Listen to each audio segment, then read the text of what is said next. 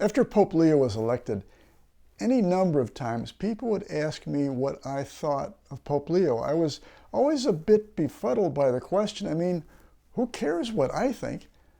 I never wanted to be rude, but I was tempted to answer, "What do you think about Pope Leo?" with, "Well, that's a dumb question." I never said it, but it did cross my mind. In this video, I will lay out the case why it's wrong-headed to think about liking or not liking the Pope. But really, the purpose of the video is to explain the process of how I come to that conclusion and how I navigate difficult questions with a tried and true method of thinking, a method that you can use for yourself in figuring out the many difficult questions confronting us today, and not just questions about the Pope. Maybe it's not helpful to call it a dumb question, but to ask about liking or not liking the Pope says to me that people are judging the Pope with standards that are not at all relevant. Without thinking or studying or praying about the question, to say, "I like Pope Leo," is to me kind of like saying, "I like the Chicago Bears," or Denzel Washington, or cherry pie. The category of like or not like is beside the point.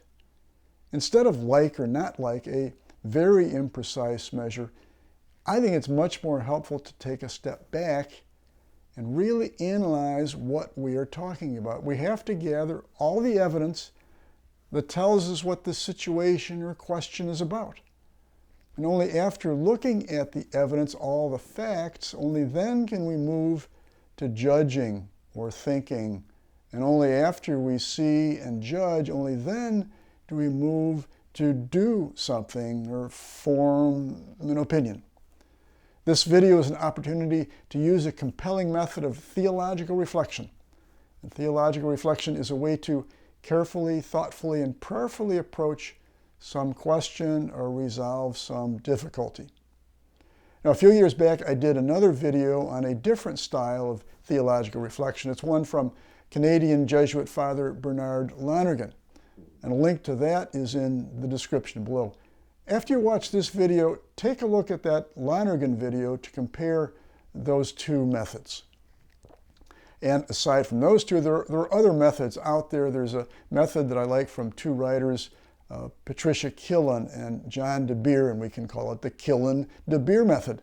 And that engages the individual and the individual's faith life on a more personal level than Lonergan or the See, Judge, Act methods.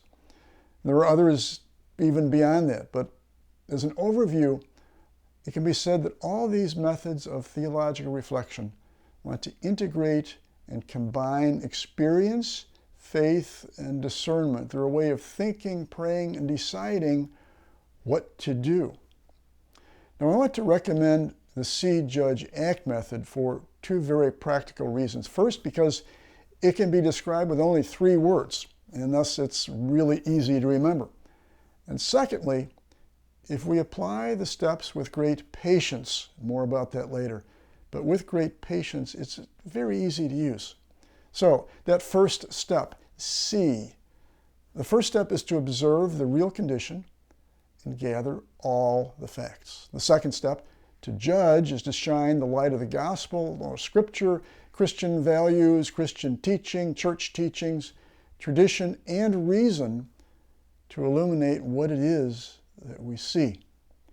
And then finally, only after seeing and judging do we move to the third step, to act, which is to take concrete action or form a concrete decision to improve the situation that we see, or to somehow live out better our Christian faith in this particular situation that we've seen and judged.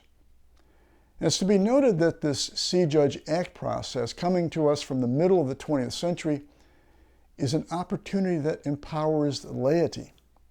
It is a process that does not wait for or require a prior word from the hierarchy. Not that we're going off on our own, but that we can see how it's applied in one of the documents from the Second Vatican Council, the one that spoke about the participation of the laity in the world, which approves of See, Judge, Act without expressly mentioning it, but it uses the process. Also, for an illustration, take a look at St. John the 23rd's Magister et Mater. The process is explicitly mentioned with approval in that document. Further, in more recent years, Pope Francis' encyclical Fratelli Tutti uses this process. The document, you may recall, assesses the social condition of our day. And for example, there is noted in Fratelli Tutti the prevalence of the throwaway culture mentality. Fratelli Tutti sees this, and then the document judges. It assesses that mindset in light of the gospel, and finally, the movement is then to decide how to address the problem. See, Judge, Act. So in our particular case of See, Judge, Act with respect to Pope Leo XIV, we see people asking about our preference for the Pope. But isn't that only to ask, is he satisfying what I want, or is he doing what I think he should be doing? We might see this question as arising out of our consumer attitude, where I prefer this to that. We're choosing our Pope, we think, so as to satisfy my individual criterion. We might also be affected in our seeing what's going on by the degree to which we are inculcated with Western political thought, and we confuse the election of the Pope with perhaps an election in our democracy. Is this Pope someone we vote for, or we should approve of, or support the way we do a candidate for the Senate or the presidency? Maybe we see people wanting to know if this Pope is going to do what they want, hope, or expect.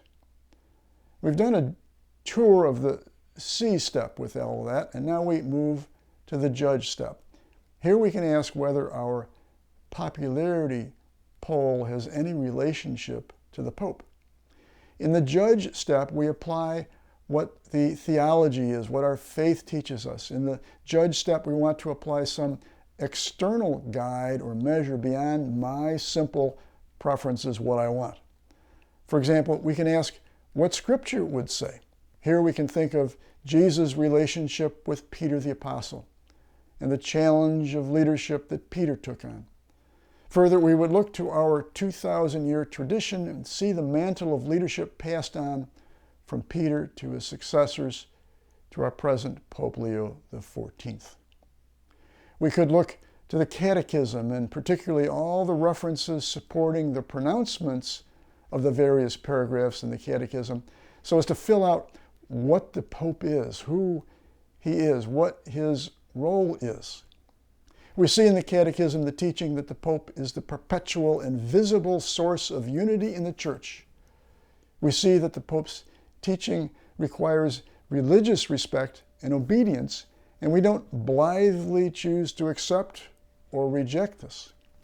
When the Pope teaches something inconsistent with my opinion or my own individual preference, I am not free to disregard his words. No, we begin with a posture of respect and wanting to hear and wanting to learn. I just might be wrong, you know. We know from the Catechism that the Pope and the bishops are the authentic teachers of the faith who teach with the authority of Christ.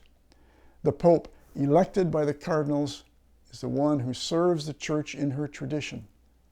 Unlike an American president, the Pope doesn't come into office with his own program of reform or revolution. The Pope is a teacher with the authority of Christ, who is the guardian of the teaching, not its creator. The Pope is not a creator of theology. Rather, he seeks to apply what we know, what our faith is, and apply this to the contemporary world. In the Judge step of this theological reflection, we gather resources available to us, available to our experience, and we draw from our history. And here, importantly, we probe the tradition and dogma and teaching so as to think correctly about the office of the papacy. Now, when we think we've assessed the question that we saw and assessed it sufficiently in the Judge step, we then move to act, the act step. Now, just a footnote here. Note how we might impatiently jump from one step to the next. It's as if we're saying, yes, I know what's going on perfectly well, and I judge that to be right or wrong, and so, gosh darn it, I'm going to do something about it. See, judge, act really quick, but emphasis on the act. That's not the way to do see, judge, act. Instead, we carefully see. We studiously and prayerfully judge. And finally, with humility and with a fair and prudent measure of tentativeness, we come to act.